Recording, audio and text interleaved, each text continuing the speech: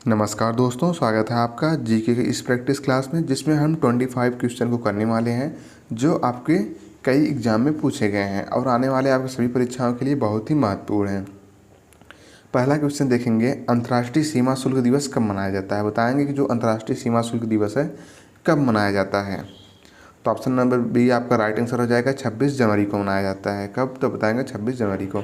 इसके अलावा आप ध्यान देंगे कि 25 जनवरी को क्या मनाया जाता है, तो आप बताएंगे राष्ट्रीय मतदाता दिवस। क्या राष्ट्रीय मतदाता दिवस जो है ये मनाया जाता है। इसके अलावा आपको ध्यान रखना है कि 12 जनवरी को क्या मनाया जाता है, बताएंगे कि युवा दिवस मनाया जाता है। क्या मनाया जाता है, बताएंगे युवा दिवस 12 जनवरी को मनाया जाता है। इसको आप लोग ध्यान देंगे। अगला क्वेश्चन देखेंगे, नकटा किस राज्य का लोकप्रिय लोक नृत्य है। बताएंगे कि जो नकटा है वो किस राज्य का लोक नृत्य है। तो बताएंगे आप लोग इसका राइट आंसर कौन सा होगा। तो ऑप्शन नंबर डी आपका राइट आंसर हो जाएगा, महाराष्ट्र। नकटा जो है महाराष्ट्र का लोक नृत्य है। इसके अलावा अगर आप लोग पंजाब का ध्यान दें, पंजाब का लोक नृत्य कौन सा था, बताएंगे गिद्धा। क्या है, गिद्धा जो है पंजाब का लोक नृत्य है। गिद्धा जो है पंजाब का लोक नृत्य है। इसके अलावा आप लोग अगर आपसे हरियाणा का पूछता है तो आप बताएंगे घूमर। हरियाणा का कौन सा लोक नृत्य है, तो आप बताएंगे घूमर जो है हरियाणा का लोक नृत्य है। अगला क्वेश्चन देखेंगे, कर्नाटक संगीत की रानी के रूप में जाना जाता है। बताएंगे कर्नाटक संगीत की रानी के रूप में किसे जाना जाता है। तो बताएंगे आप लोग इसका राइट आंसर कौन सा होगा। तो ऑप्शन नंबर सी आपका राइट आंसर हो जाएगा, एम.एस. सुब्बुलक्ष्मी। किसको, एम.एस. सुब्बुलक्ष्मी को कर्नाटक संगीत की रानी के रूप में जाना जाता है। इसके अलावा आप लोग ध्यान देंगे कि एम.एस. सुब्बुलक्ष्मी को भारत रत्न कब मिला था, तो आप बताएंगे 1998 में। 1998 में इनको भारत रत्न मिला था। अगर आपसे पूछता है कि इनको रैमन मैग्सेसे पुरस्कार कब मिला था, तब बताएंगे 1974 में। 1974 में इनको रैमन मैग्सेसे पुरस्कार मिला था। और भारत रत्न कब मिला था, तब बताएंगे 1998 में भारत रत्न मिला था। नेक्स्ट क्वेश्चन देखेंगे, दीपावली हिंदू कैलेंडर के किस महीने में मनाई जाती है। बताएंगे आपकी जो दीपावली है हिंदू कैलेंडर के किस महीने में मनाई जाती है। तो ऑप्शन नंबर डी आपका राइट आंसर हो जाएगा, कार्तिक अमावस्या को। कब मनाई जाती है, तो आप बताएंगे कार्तिक अमावस्या को दीपावली मनाई जाती है। इसके अलावा आप लोग ध्यान दें कि होली कब मनाई जाती है, तो आप बताएंगे फाल्गुन माह के पूर्णिमा को। फाल्गुन माह की जो पूर्णिमा होती है उस दिन क्या मनाया जाता है, तब बताएंगे होली मनाई जाती है। इसको आप ध्यान देंगे कि ये बार बार परीक्षा में पूछता है कि होली कब मनाई जाती है, तो आप बताएंगे फाल्गुन माह की पूर्णिमा को मनाई जाती है। अगला क्वेश्चन देखेंगे,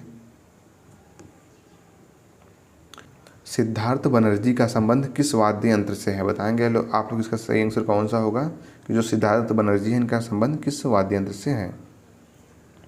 तो ऑप्शन नंबर बी आपका राइट आंसर हो जाएगा, वीणा से। इनका संबंध किससे है, तो आप बताएंगे वीणा से। अगर आपसे पूछता है कि तबला वादक, अगर आपसे पूछता है कि तबला वादक कौन है, तो आप बताएंगे जाकिर हुसैन। जाकिर हुसैन जो है प्रसिद्ध तबला वादक हैं, जाकिर हुसैन। इसको आप लोग ध्यान देंगे कि जाकिर हुसैन जो है प्रसिद्ध तबला वादक है। इसके अलावा आपको ध्यान रखना कि प्रसिद्ध संतूर वादक कौन है, तो आप बताएंगे शिव कुमार शर्मा। शिव कुमार शर्मा जो है ये प्रसिद्ध संतूर वादक हैं। इसको आप लोग ध्यान रखेंगे। अगला क्वेश्चन देखिए, रामसर सम्मेलन के अनुसार कौन सा आर्द्रभूमि दिवस है। बताएंगे कि रामसर सम्मेलन के अनुसार आर्द्रभूमि दिवस कब मनाया जाता है। तो बताएंगे आप लोग इसका सही आंसर कौन सा होगा। तो ऑप्शन नंबर ये आपका राइट आंसर हो जाएगा, 2 फरवरी को। कब मनाया जाता है, तो आप बताएंगे 2 फरवरी को मनाया जाता है। अगला क्वेश्चन देखेंगे, मेनिंजाइटिस बीमारी में कौन सा अंग प्रभावित होता है। बताएंगे कि मेनिंजाइटिस जो बीमारी है इसमें कौन सा अंग प्रभावित होता है। तो ऑप्शन नंबर सी आपका राइट आंसर हो जाएगा, मस्तिष्क। कौन सा अंग प्रभावित होता है, तो आप बताएंगे मस्तिष्क प्रभावित होता है। इसके अलावा अगर आपको पूछता है कि आँख किस रोग में प्रभावित होता है, तो आप बताएंगे ट्रैकोमा। ट्रैकोमा जो है ये आँख की बीमारी है। इसको आप लोग ध्यान रखेंगे। अगला क्वेश्चन देखेंगे, निम्नलिखित में से कौन सी नदी सबसे ज़्यादा अपने मार्ग परिवर्तित करती है। बताएंगे कि कौन सी नदी है जो सबसे ज़्यादा मार्ग को परिवर्तित करती है।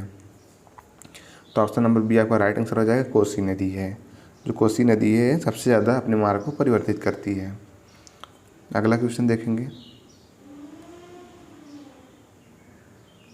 निम्नलिखित में से प्रोटोजोआ से होने वाली बीमारी कौन सी है। बताएंगे कि निम्नलिखित में से प्रोटोजोआ से होने वाली बीमारी कौन सी है। तो ऑप्शन नंबर सी आपका राइट आंसर हो जाएगा मलेरिया। कौन सी बीमारी है तो आप बताएंगे मलेरिया। इसके अलावा आप ये हैजा, टिटनेस और एंथ्रेक्स जो है ये तीनों बीमारी किससे होती है तो आप बताएंगे बैक्टीरिया से होती है। किससे आप बताएंगे बैक्टीरिया से होती है। अगला क्वेश्चन देखेंगे, द वाइट टाइगर उपन्यास किसने लिखी है। बताएंगे आपकी जो द वाइट टाइगर उपन्यास है इसको किसने लिखा है। तो ऑप्शन नंबर सी आपका राइट आंसर हो जाएगा अरविंद अडिगा जो है द वाइट टाइगर उपन्यास को लिखे हैं। इसके अलावा आप ध्यान देंगे किरण देसाई कौन सी पुस्तक है इनकी तो आप बताएंगे the inheritance of loss. The inheritance of loss किसकी पुस्तक है तो आप बताएंगे किरण देसाई की द इनहेरिटेंस ऑफ लॉस। इसको आप ध्यान रखेंगे। अगला क्वेश्चन देखेंगे, प्रेस की स्वतंत्रता किस अनुच्छेद में है। बताएंगे आपकी जो प्रेस की स्वतंत्रता है किस अनुच्छेद में है। तो ऑप्शन नंबर बी आपका राइट आंसर हो जाएगा अनुच्छेद 19 में है। किसमें तो आप बताएंगे अनुच्छेद 19 में है। इसके अलावा अगर आपसे पूछा अनुच्छेद 14 में क्या है तो आप बताएंगे विधि के समझ समानता। विधि के समझ समानता किसमें है तो आप बताएंगे अनुच्छेद 14 में विधि के समझ से समानता। इसको आप लोग ध्यान रखेंगे। अगला क्वेश्चन देखेंगे, बच्चों के लिए निःशुल्क शिक्षा किस अनुच्छेद में है। बताएंगे आपकी जो बच्चों के लिए निःशुल्क शिक्षा का प्रावधान है वो किस अनुच्छेद में है।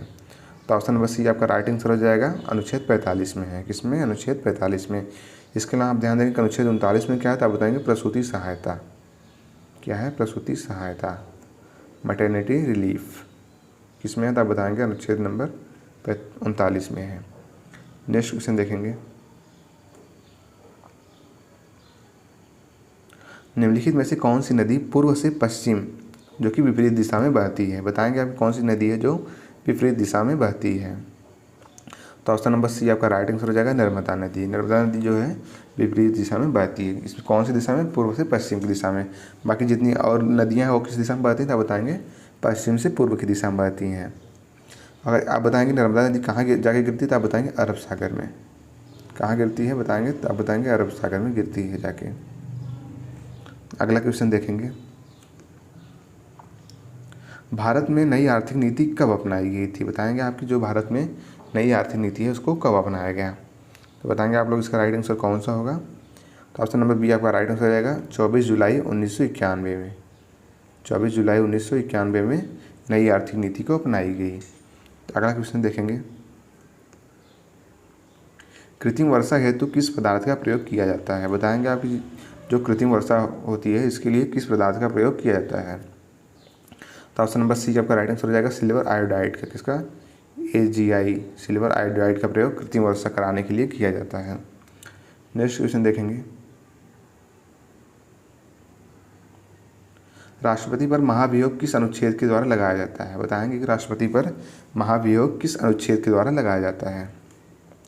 तो ऑप्शन नंबर बी आपका राइट आंसर हो जाएगा अनुच्छेद 61 में। किसमें, अनुच्छेद 61 द्वारा राष्ट्रपति पर महाभियोग लगाया जाता है। इसके अलावा आप ध्यान देंगे अनुच्छेद 60 में क्या है तो आप बताएंगे राष्ट्रपति का शपथ। राष्ट्रपति का शपथ जो है वो अनुच्छेद 60 में है। इसके अलावा अगर आपसे पूछता है कि अनुच्छेद नंबर 58 में क्या है तो आप बताएंगे राष्ट्रपति बनने के लिए योग्यता।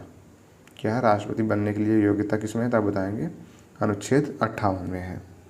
अगला क्वेश्चन देखेंगे, सांची को यूनेस्को में किस वर्ष शामिल किया गया। बताएंगे आपकी जो सांची है इसको यूनेस्को में किस वर्ष शामिल किया गया था। तो ऑप्शन नंबर बी आपका राइट आंसर हो जाएगा 1989 में शामिल किया गया। अगला क्वेश्चन देखेंगे, अंग्रेजी भाषा के लिए पहला ज्ञानपीठ पुरस्कार किसे दिया गया था। बताएंगे आप इसका सही आंसर कौन सा होगा कि जो ज्ञानपीठ पुरस्कार है वो अंग्रेजी भाषा में किसके दिया गया था। तो आप बताएंगे ऑप्शन नंबर बी आपका राइट आंसर हो जाएगा अमिताभ घोष को। इसके अलावा अगर आपसे पूछता है कि हिंदी भाषा के लिए किसे दिया गया था तब बताएंगे सुमित्रानंदन पंत और महादेवी वर्मा को। अगर हिंदी भाषा में पुरुष के लिए पूछता है तब आप बताएंगे सुमित्रानंदन पंत को, और महिला के लिए आप पूछता है तो आप बताएंगे महादेवी वर्मा को। अगला क्वेश्चन देखेंगे,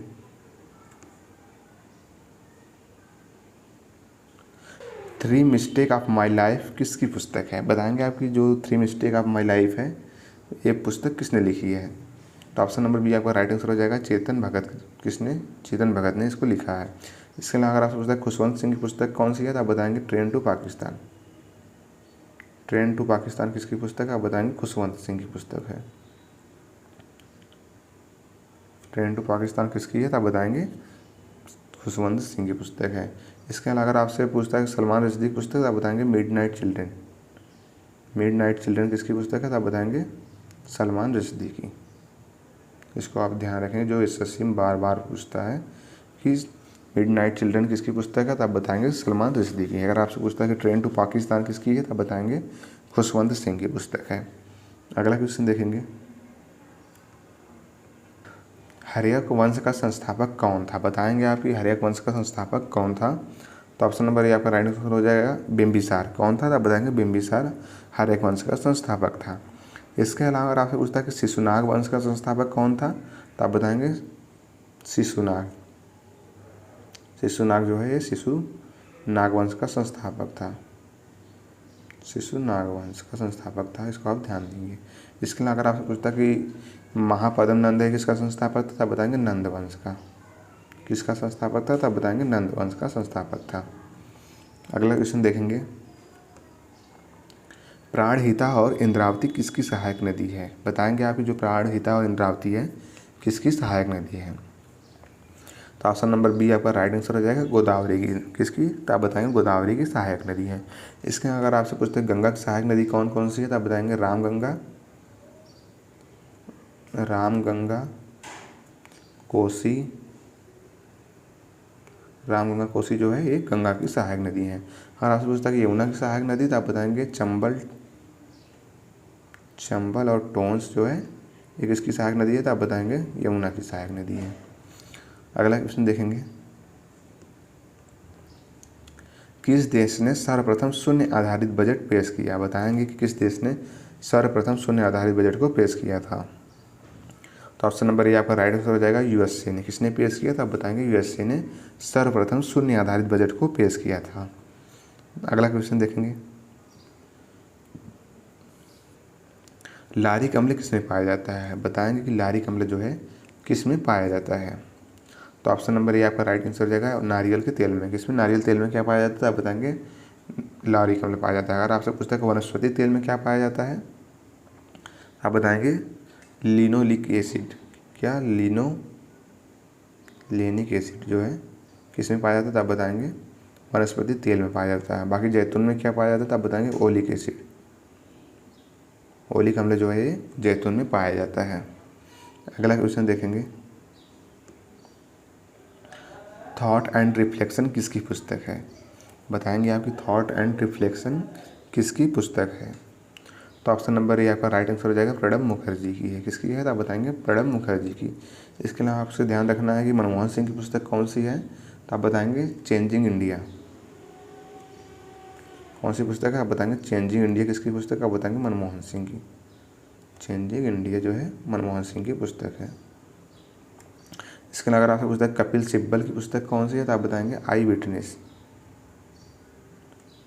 आई विटनेस किसकी पुस्तक है? तो आप बताएंगे कपिल सिब्बल की पुस्तक है। अगला क्वेश्चन देखेंगे,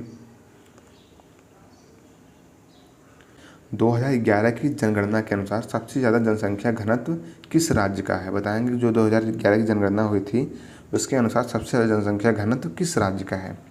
तो ऑप्शन नंबर बी आपका राइट आंसर हो जाएगा बिहार। अगर इसके अलावा अगर आपसे पूछ लेता है कि सबसे ज़्यादा जनसंख्या घनत्व किस केंद्र शासित प्रदेश का है, तो आप बताएंगे दिल्ली का। किसका है? तो दिल्ली का जो है सबसे ज़्यादा हो जाएगा। अगर राज्य का पूछता तो आप बताएंगे बिहार, अगर यूटी का पूछता तो आप बताएंगे दिल्ली का है। तो ये रही आपकी क्लास। आप लोग कमेंट बॉक्स में ज़रूर बताइएगा आज की क्लास आपको कैसी लगी और 25 में से आपने कितने स्कोर किए। थैंक यू, जय हिंद।